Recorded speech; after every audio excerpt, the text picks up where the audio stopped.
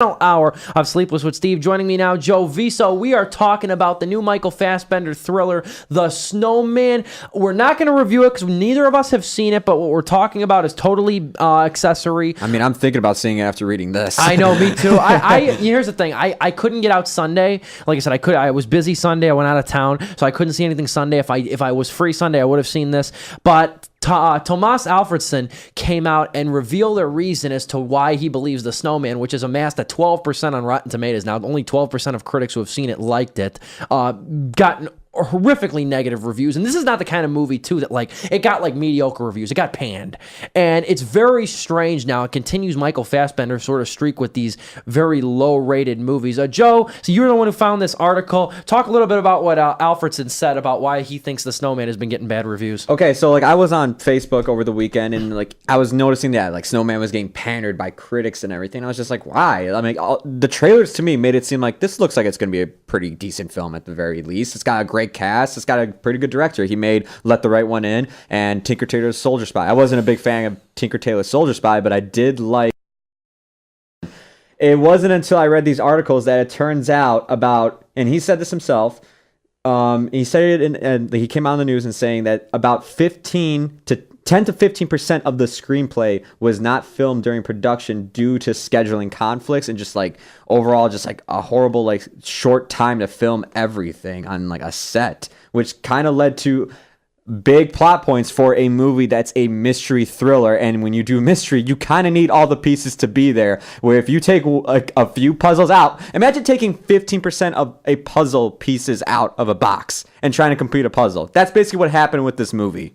Mm-hmm. Oh yeah, and like you said too, mystery thrillers thrive on, especially nowadays too, thrive on twists. They thrive on red herrings or something like that, or they thrive MacGuffins, not red herrings. They thrive on MacGuffins. They thrive on tricking the audience and trying to build to some sort of tension. I still stand by one of the best examples of the decade is Gone Girl, which we talked about earlier. Yeah.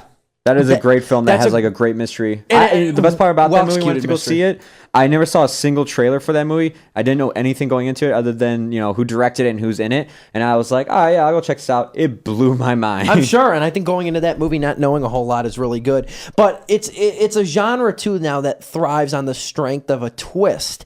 And when you have a twist, of course, it obviously has to be a twist that be some sort of logic and some sort of motivation behind that. And it seems that without this, with this missing piece, that this film really, and again, we haven't seen it, so we can't say, but that's what seems to be a big point of contention, is that the third act is not well executed. Yeah. The quote here from him is saying, the director says, our shoot time in Norway was way too short. We didn't get the whole story with us. When we started cutting, we discovered that there was a lot missing. It was like when you're making a big jigsaw puzzle and a few pieces are missing, so you don't see the whole picture. This is from Screen Rant if you want to look up the article. There's also another one that you can find on Entertainment Weekly. He comes out and says what went wrong with the movie. Yeah, it's at least his justification for it. I haven't read too many reviews, obviously, just because I haven't seen it. I've just noticed that it's gotten panned, and I've seen a couple. Yeah, I was just in a comment section, and somebody shared this article. I'm like, no way, this is actually true. Because you mentioned it to me. You mentioned it to me, and I said, I said, really? And you're like, I'll find the articles, and you sent them to me today, or yesterday, and I'm like, oh my god, you weren't lying. Yeah. Now the funniest thing is, I love a ladder quote. I'm on Esquire right now. I love a ladder quote that Alfredson says, because Alfredson was saying that he got a little bit bashed too, because that he was addressing claims that he hadn't properly represented Norway's geography, and that it was one of the main complaints is that the film wasn't accurate to Norway's land and stuff like that, and Norway's area and demographics and whatnot. So here's his actual quote, edited a little bit just for decency. He says, "It's not a documentary about the geography of Norway. It's reference to The Snowman, the movie. I wanted to make a fictive thriller, so even if not everything is geographically correct, I don't give a damn." Well, he's got a point. He's here's the thing, and a lot of people get kind of nutso about this too. Yeah. I mean, here's the thing. You could show me. You could have told me The Mountain Between Us, the movie with Idris Elba and Kate Winslet, which I didn't get a chance to review because that was the weekend I was sick. But I did see it. And the thing is, too, is that you could even go as far as to say, that movie. I mean, if you would have told me that was set in Norway, I wouldn't have known because I don't know much about Norway. But the funniest thing that I love about that is, people go off on a tangent and stuff like that, and they start yapping and they start saying stuff like, well, it's not true that this movie wasn't geographically correct. If it's not not a National Geographic documentary, then who really cares? It's For got real. no obligation to be accurate. Like I've said before, too, with movies based on a true story, okay? Or movies that are based on, like, true events, okay? A Hollywood production has no obligation to give you the truth. I'm sorry, they don't.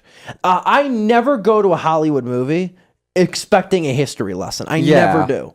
I never do that, and I think it's stupid to do that. You know what I mean? To go to a Hollywood movie and expect to get the whole truth. Isn't like I think the Conjuring, the studio that released the Conjuring, they're getting sued for that very reason because like somebody's like pointing out like, oh, that's not the whole truth that you guys are telling. It's like, yeah, obviously. Yeah, and I mean, you know, there's dramatization and stuff like that. I mean, you know that there's situations that they're fabricated and whatnot. So I've really tried in my years of film criticism not to critique movies on accuracy. Now, there's some movies, like one movie I always bring up too in terms of like being egregiously inaccurate was the movie Troy. If you've seen that too, how it reviewed the movie about the Greek gods and everything like that. Yeah. How it took out all the gods in that movie. Yeah. And it focused really on Achilles and everything. That was pretty ridiculous in my opinion. But there's like certain details and stuff like that that are forgivable and whatnot. And at the end of the day, written, well directed, well acted movie. It shouldn't matter. If I want, I'll read an autobiography. I'll read a book. I'll read a nonfiction book. I go to school to learn about what actually happened. I go to movies to be entertained. There you go.